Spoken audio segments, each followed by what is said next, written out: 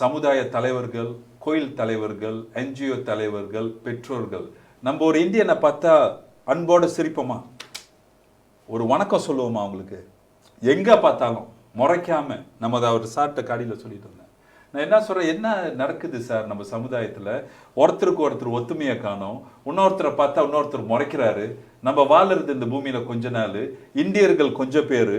நாம் அதை சொன்ன ஒரு குழந்தை எங்கேயோ ஒரு இடத்துல தப்பு நடக்குதுன்னா அது அரைச்ச சமுதாயத்துக்கேன்னு. ஏன்னா we are one ஃபேமிலிங்க. அப்ப அந்த ஆசீர்வாதம் எல்லாருக்கும் தேவைப்படுது, இந்த குழந்தைகளுக்கு தேவைப்படுது, இந்த 10,000 மாணவர்களுக்கு அவசியமா தேவைப்படுது. பெற்றோர்கள் நாங்க உங்க கூட இருக்கிறோம், மை ஐ டைம்ஸ் உங்க கூட இருக்கு. நம்ம எல்லாம் சேர்ந்து ஒரு முயற்சி எடுத்தோம் அப்படின்னா, நம்ம எல்லாம் சேர்ந்து ஒரு முயற்சி எடுத்தோம்னா அந்த முயற்சி என்ன தெரியுங்களா? ஒருத்தரை பாராட்டுறது. Very good. If very we do that, our society will become beautiful. Can you explain little bit more on the parattu to the society? Yeah, I see there is two ways to cultivate children. No, not only cultivate children, via in interaction. One is positive way and the other one is negative way. பாருங்க, இன்னைக்கு பொதுவாக நம்ம வந்து we are using more negativity than positivity.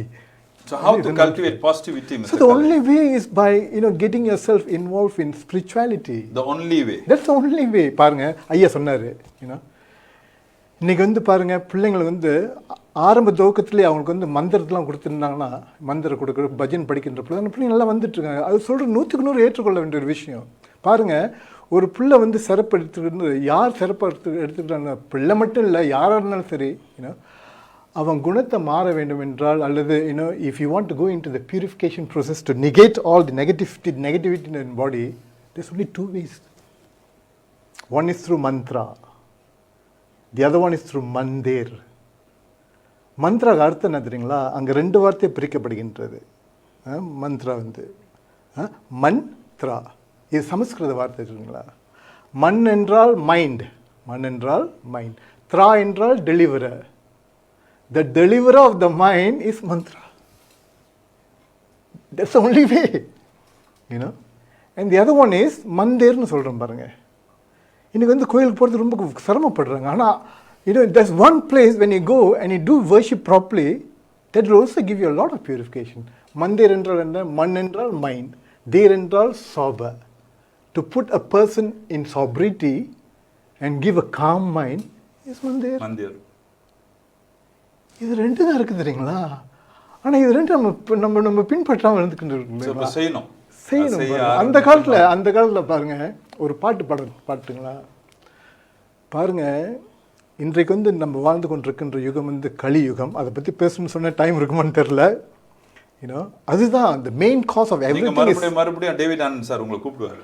கண்டிப்பா. Going to finish? Go ahead. So எல்லாமே அதுக்கு மூல காரணம் வந்து கலியுகம். ஏன்னா கலியுகத்தில் வந்து அதோட தர்மம் வந்து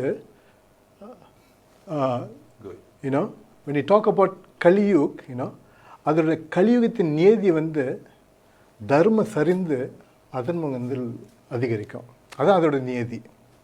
ஸோ அப்படி பார்க்கின்ற பொழுதுல ஒரு மனிதனாக வாழ்கிறதுக்கு வந்து அவனுக்கு தர்மம் தேவைப்படுது தெரியுங்களா?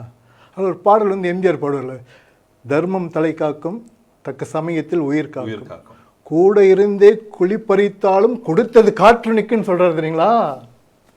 மழை போல் வரும் சோதனை எல்லாம் பனி போல் நீந்தி விடுமா, நம்மை வாழ விடாதவர்கள் வாசலில் வந்து வணங்கிட வைத்திருக்கும் தர்மம். அப்போ கலியுகம் தர்மம் நீங்கள் எதில் எடுப்பீங்க? ஒரே நூல் இருக்கு, நம்ம எல்லா நூலும் படிக்க வேணாம். ஏன்னா சிவபெருமான் சொல்லியிருக்காரு தெரியுங்களா? பார்வதி கேட்குறாங்க சிவபெருமான்கிட்ட, பல சாஸ்திரங்கள் இருக்கின்றது, கலியுகம் வந்து விட்டது. பார்வதி அம்மா கேட்குறாங்க, பார்வதி கீதத் மகாத்மையில சொல்லப்படுகின்றது தெரியுங்களா? எந்த சாஸ்திரம் வந்து ஒரு உன்னதமான சாஸ்திரமாக இருக்க போகுது இந்த கலியுகத்துக்குன்னு சொல்லுகின்ற பொழுது சிவபெருமான் சொல்கிறாரு, ஏக சாஸ்திரம் தேவிக்கு புத்திர கீதம்னு சொல்கிறாரு.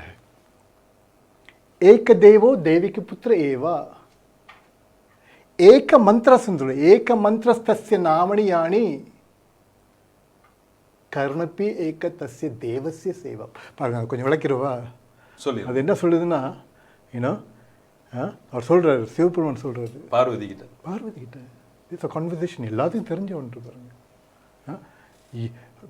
பல நூல்கள் இருக்கின்ற பொழுதில் உயர்ந்த நூல் எதுன்னு கேட்கின்ற பொழுதில் சிவபெருமான் சொல்கிறாரு, ஏக சாஸ்திரம் தேவிக்கு புத்திர யாரு? கிருஷ்ணா. கிருஷ்ணாவோட கீதம்னு சொல்கிறாரு, பகவத்கீதை. கீதா. ஸோ அதுக்கு நீங்கள் போனீங்களா, அடுத்த வரி சொல்கிறாரு, ஏக தேவோ தேவிக்கு புத்திர ஏவா. அங்கே சொல்லப்பட்டிருக்கான், அங்கே என்ன சொல்லப்பட்டிருக்கு? ஏக தேவ ஒரு தேவன், தேவிக்கு புத்திர ஏவான்னு சொல்கிறார் தெரியுங்களா? இது ரெண்டும் புரிஞ்சு கொண்டா அடுத்ததுக்கு போகிறாரு. இது நல்லா புரிஞ்சுக்கிட்டீங்களா? மூணாவது நீங்கள் செய்வீங்க. ஏக மந்திரஸ்தஸ்ய நாமணி யானி. இந்த கலியுகத்துக்கு கொடுக்கப்பட்டிருக்கின்ற ஒரே யுக தர்மம் வந்து இந்த ஹரே கிருஷ்ண மகாமந்திரம். ஹரே கிருஷ்ண ஹரே கிருஷ்ண கிருஷ்ண கிருஷ்ண ஹரே ஹரே, ஹரே ராம ராம ராம ஹரே ஹரே. இது மூன்று முறையை செய்கின்ற பொழுதுல நம்ம எதுவுமே எல்லாம் விட்டு கொடுத்துருவோம். நீங்கள் வந்து பைபிள் எடுத்துக்கிட்டிங்கன்னா, is any Christians here? Sir வந்து Christian, I are Christian, what Bible says? Bible வந்து ஒன்று மட்டும் தான் சொல்லிக் கொடுக்கப்பட்டிருக்கிறீங்களா?